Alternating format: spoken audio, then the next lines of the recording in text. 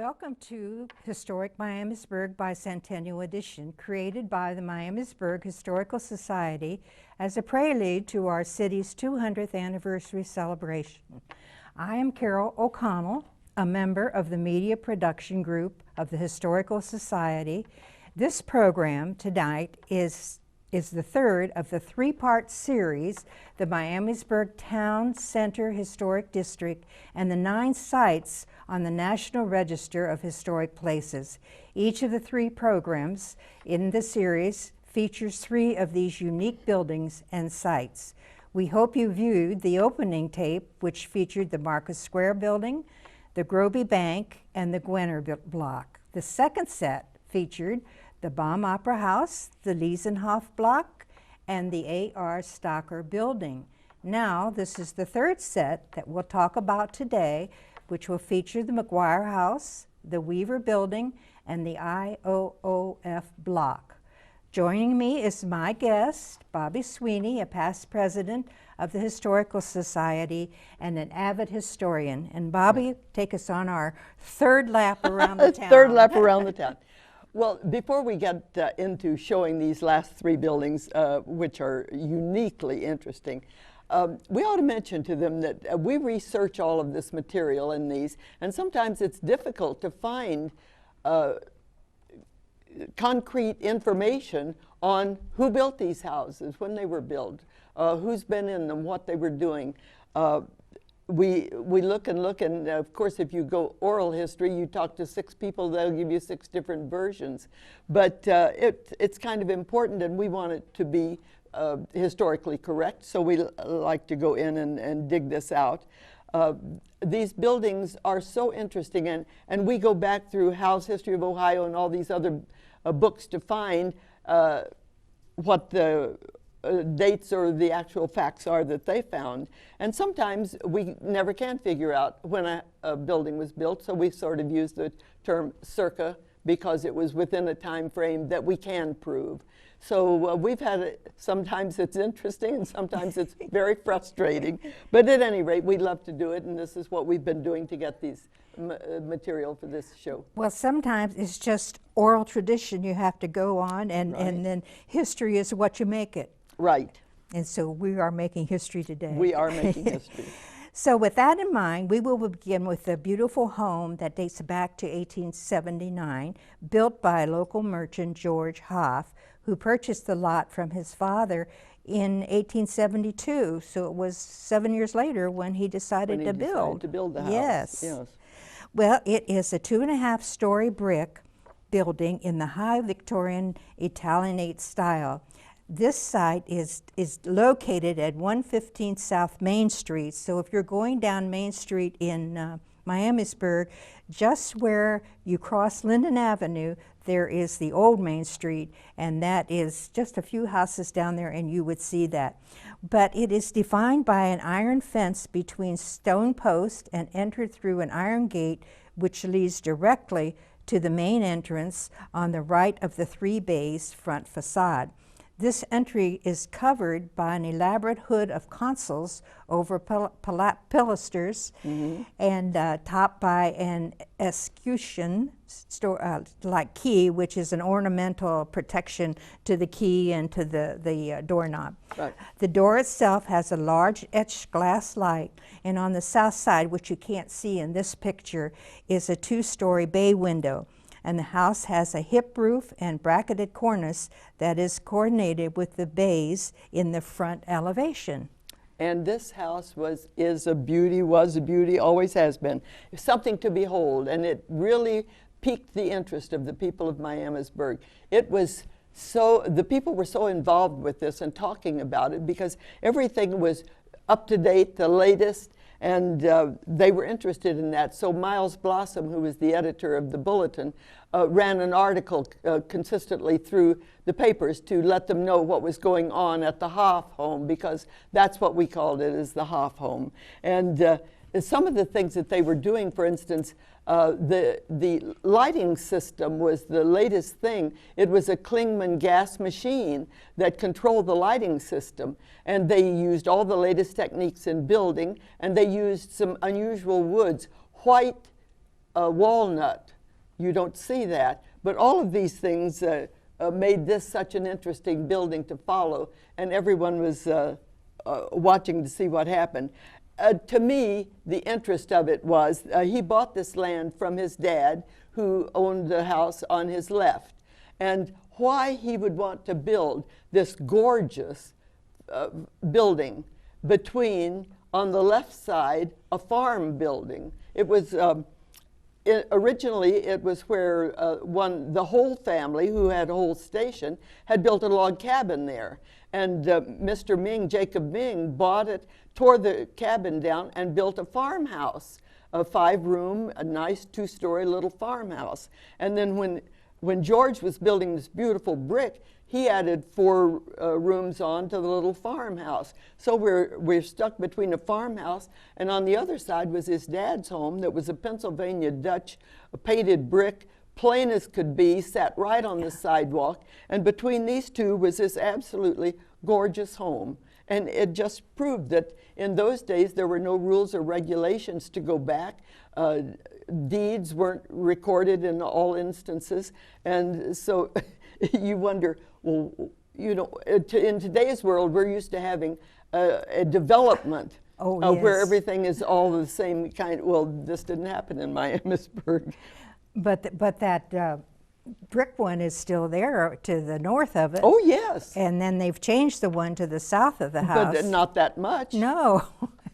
So, but I thought it was interesting because I took a little ride into the alley just to see the back of these places. And they're really long. Yes. You know. Yes. And didn't you say that Treon had his office there, and that's how you entered in the one on his left side, yes. Yeah. Dr. Treon. And there were 5 people that owned it before Dr. Treon got it, and he was one of our founding fathers. Yes. So that building is old. Oh, it sure is. Gosh.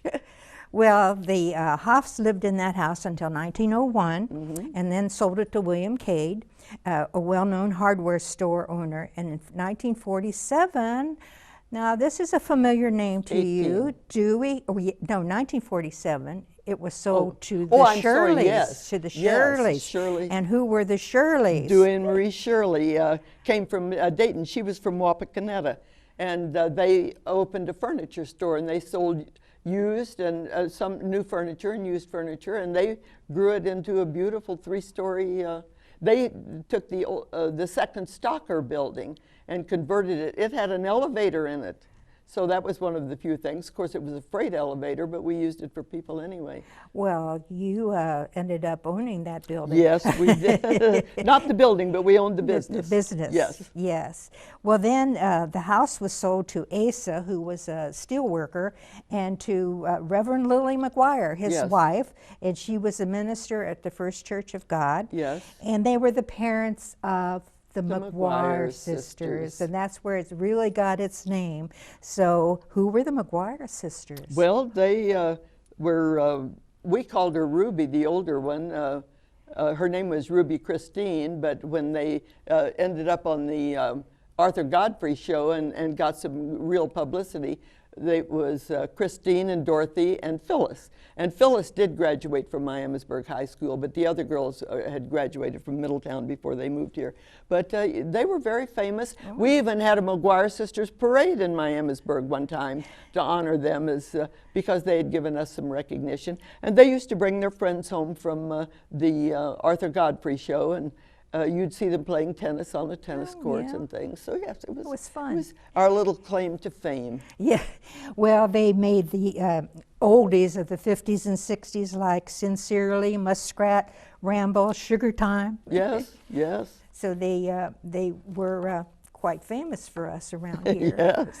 Then we have to move right on then to another feature building, which is the, will you tell a little bit about Hoff and how he got here from Lancaster, Pennsylvania? Mm-hmm. That's what was interesting to me. I hadn't thought about it. I knew the history of these, but all 3 of the buildings that we're showing today have one man that was connected in some way to all 3 of the buildings, and his name was William Hoff. He came from Pennsylvania. He was born in 1808 in Lancaster, Pennsylvania, and he went to Lancaster he went to a general clerk in, let me think, Lebanon, Pennsylvania, and there he worked in a dry goods store and apparently worked long enough that he felt he'd try it for himself. So he went to another little town. Some of these little towns aren't even in Pennsylvania anymore, and he set up a store there with a man named Stover. That only lasted a year, and then he went to another town. It was called Womelsdorf. I've never seen it on any Pennsylvania map that I know, but it was in Berks County, and there he started another dry goods store with a man by the name of Samuel Deckert, and they got along real well, and they had a store there for about 8 years. And he must have, I guess the urge to move in those days was great, because they decided, he and Deckert, to come to Miamisburg. Apparently, of course, so many of our people came from Berks County, right, and he yes. probably heard that this was a growing area and thought his chances were good here. So they moved, and he started a store in the building that we're going to be talking about. Mm-hmm. Well, and that building is at 79 South Main, which is at the corner of Linden and South Main. And we refer to it as the Weaver Building as a unique history. It was built sometime in the 1830s, as was the Miami Hotel across the street. And both were shown in House History of Ohio, published in 1848. But architecturally speaking, it is Federal style, which is identified by a square, sleek look structure with multiple bays and a roof line of bracketed wood box cornices with projectiles. It's not only decorative, but when you look at those projectiles, you will think that it's holding up the roof. Well, we know that the Miami Hotel was built in 1830. We have a record of that. It was built by a man by the name of Charles Connolly, who came from near Middletown. And so we can locate, and since both of these were in Howe's History of Ohio in that picture that we showed, we recognize that our building had to have been within that same time frame. Mr. Hoff continued his mercantile business on that side for 8 years, and with Deckert. And then for some reason he and Deckert parted ways, and Deckert went on the opposite corner and opened his own store, and Mr. Hoff continued in this store until he built the IOOF building. So he had become established as a well-known merchant by that time. Mr. Deckert stayed there for a while. In fact, he was a postmaster for 5 years. At that time, the post office was moving from building to building to person, and he had it for 5 years, and then he grew tired of Miamisburg, I guess, and went to Springfield. But Mr. Hoff continued in the Weaver building until he finished the building at the IOOF building. Right. Well, we have a great picture of the corner in 1909 when the traction was used. Well, they used that building for the office. It was the Southern Ohio Express Company. Yes. And that's where you would go in and buy your ticket, and then you would see, you know, all of these older pictures. I noticed there's always a lot of men standing around on the corner there. But you can see the doorway there where they would go in, and a clock up there on the side there. But that would be facing Main Street. Yes. So well, in those days too, the one that the traction line is on was called Bridge Street because it went over the bridge. yeah, over to Germantown, right? Yes. Okay. Then, but in the 1913 flood, that bridge was washed away, and then the reconstruction, the traction line no longer crossed that. You can see from the picture there what that flood did to us in 1913, and there it was leaning up there against the Miami Hotel. And so then the line was changed so that it would go north and south. It went down to Chautauqua, south and then would come on up through Dayton. And I'm wondering if that's the same one. I used to hear my parents talk about the traction taking him over to Springfield, and that was a big thing, you know. Oh, yes. To board that in Dayton and go over to Yes. Springfield. Must have been the same line, though. Oh, I'm sure. Yes. Probably so. Yes, okay. So then, who else was there? A blacksmith where had that? Yes, in 1870, there was a very well-known blacksmith in his family, Henry Weaver. He had come here from other places and was a very successful blacksmith. He had one of the better ones in town and had made, he was financially comfortable. And they lived in this building and probably owned it because there is an apartment on the second floor. And they lived there, we know of probably 3 years. It was interesting to me. I always like to see what the families do, you know, and who their children were. And Mr. Weaver had a daughter named Mary, who was, I believe he had 8 children, but his daughter Mary married Miles Blossom, who was the editor of the Miamisburg. No, it wasn't the Bulletin? Miamisburg News, it was the Bulletin. Yeah. He had the Bulletin. And there were 3 brothers of the Blossom brothers. One of them was a doctor, but all 3 of them owned the Bulletin newspaper. And it was very successful. It was the first really successful newspaper. And in my day, there was a house behind this building, the Weaver building that we talk about, was the Blossoms house where they did the, had all the machinery for printing the paper. Ah. And then there was a brick house on the corner on what they called Water Street in those days that also the Blossoms had bought. And it had been built by Reverend Deccan, and it was the first brick house in Miamisburg. Oh, that's very interesting. So the other occupants, though, through the years, some of our viewers may remember the Copper Kettle was there. Copper Kettle, very popular. And Paul Michael's Restaurant and Catering Service was Yes. there. And currently, the Little Shop Little of Shop of Stitches, which Stitches. is owned by Jennifer Davis, Yes. is there. And you can see from our picture there how lovely she has made that downstairs area. And then she has grown way to the back, and she has every kind of sewing machine that you would need, and beautiful quilted pieces that you can buy, or Yes. just all kinds And of. they teach classes down there. They have a Yes. classroom. Yes, and then upstairs, then this is located at, or no, not that one, but we told where that was located, but Clint Wolcott owns it, owns the building, and you and I had the opportunity to go up and see how he has rehabbed the second floor second for an floor. apartment. It's Yes. wonderful. It's a condo. It's beautiful. It is. And I he, couldn't believe it. and he overlooks everything on Main Yes. Street there. And Yes. Chumps is over here, and the Miami Hotel yeah, over you there. can see anything. Any parade, he has a, Yes. a chairside seat. That's for right, sure. that's Out right. those front windows. I was greatly impressed, and yet he's kept the integrity of the building. Yes, yes. And it is so nice. And Yeah. it was fun to talk to him. I love talking to the people who own these buildings. Oh, well, they've because they taken respect the age of them Yes. and the integrity of our historic. Yes, And which they is- try and keep to that. Yes. Right, okay.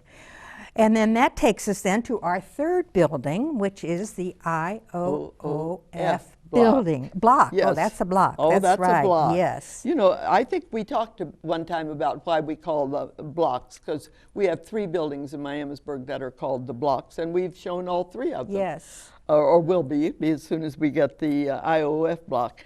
And that takes us back to William Hoff, our man who is connected with all of them, because he built that. And it was built in 2 sections. The first section he built in 1855, and it is a 6 bay by 6 bay, and that went very well. We had interesting things on the second floor of that building. You can tell the windows are different, so you can Yes, see tell. the difference in the windows. The second half was built in 1872, the first half in 1855, and the second half in 1872.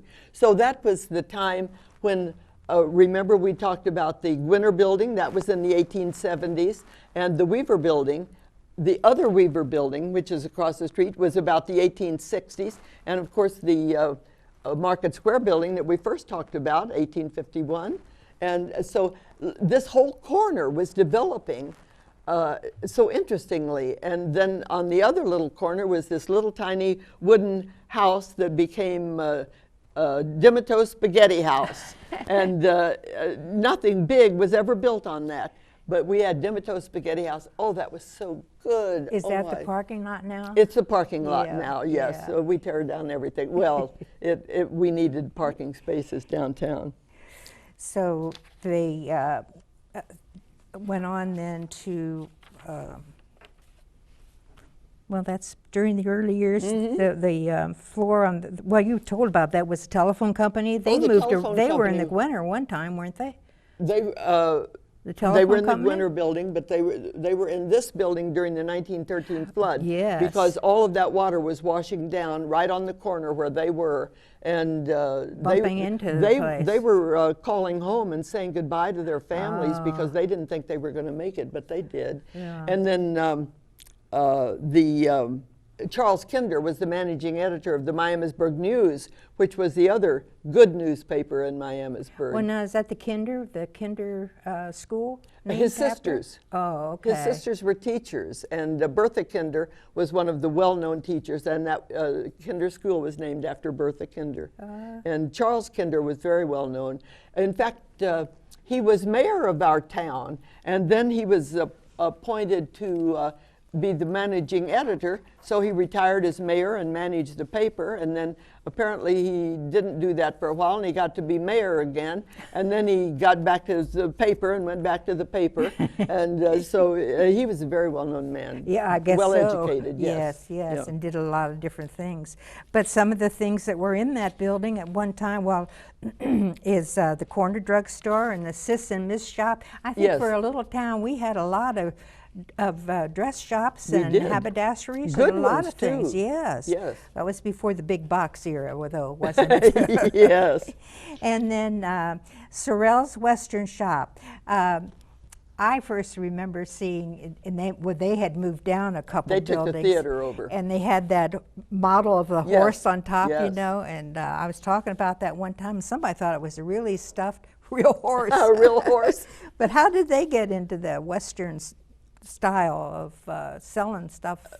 They had horses? Or Oh out yes, somewhere? they had a Okay, farm okay. and lots of good horses and good. I think maybe they did. They were doing breeding of riding horses, not work horses, but okay, riding horses. okay. They were in the shrine parades and everything with their beautiful horses. Yeah. Of course, now the famous one on the first floor is Ron's Pizza and Pizza. Ribs, right?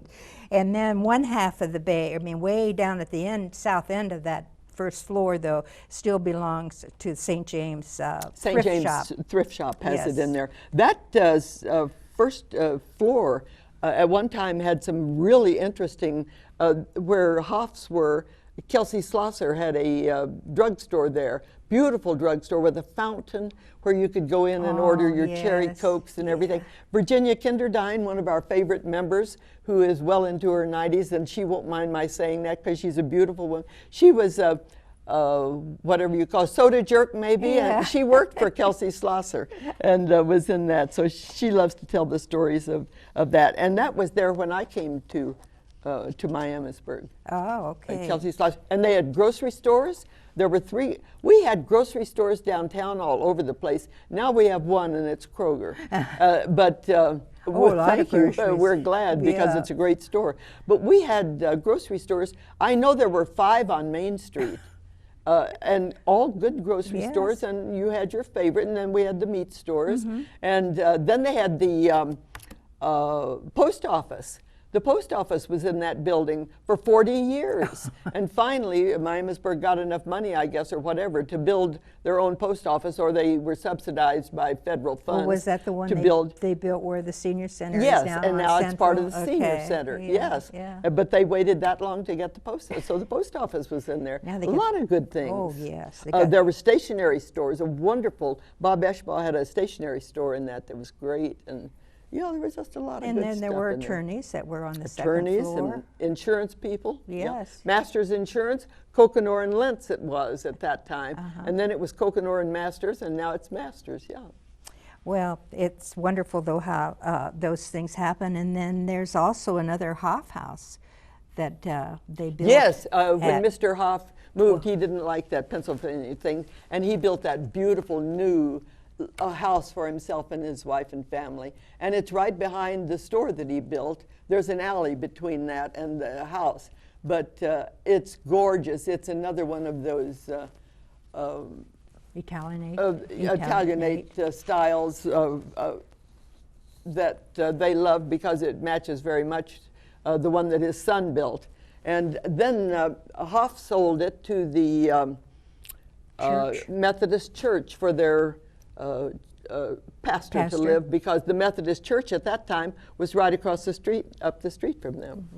Right across, yes. But isn't it beautiful? It is. I love those balconies off of the windows. They're so and pretty. That's been there. I mean, that's still preserved. Still, from it way is. from when in fact, it was first built. Dan Price now has that and has rehabbed it and put some new color into it, and it's a beautiful building. Yeah, and then he has his new business, which is Polaris Recruitment and Communications there on Central. On Central Avenue. So it's just great to see these young guys come back in and rehab. Here again, respecting the history of Miamisburg and redoing these instead of tearing them down or doing wild And he even has a a little plaque on the front of his that says the Hoff House and the year that it was built. You can see it right there. See right there? Oh, yes. All right. Good for him. Yes. So it's really great. Betty Skink owned that not too long ago, and she was very active in videotaping our shows. Yes. She would come and run the cameras and things, and she was a good member. Well, now the IOOF. I'm sure people are curious about right up there on that building. It's been up there for years. IOOF. Yes. And a big sign out in front even. Yes. On the street. Well, it stands for the Independent Order of Odd Fellows. Now, you think Odd Fellows, why would you have an organization like that?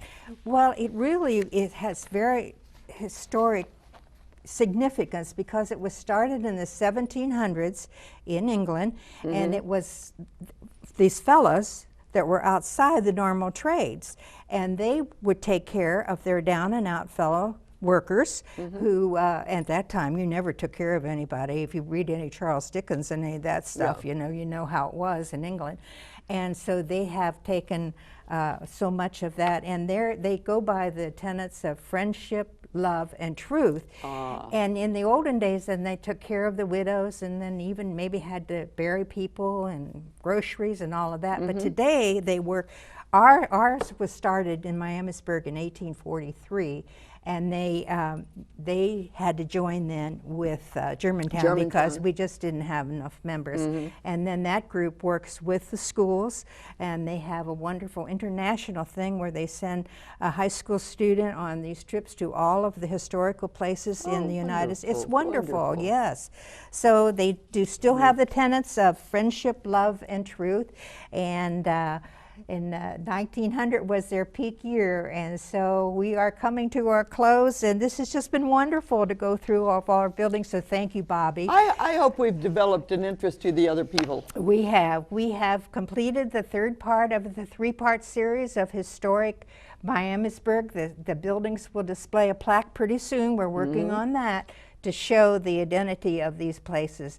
So thank you to our viewers for tuning in for the Miamisburg history as our bicentennial edition as we prepare for our city's bicentennial celebration. So we want you all to come and be a part of that celebration as well. That's for sure. That's for sure. That's going to be fun. It will be a fun year.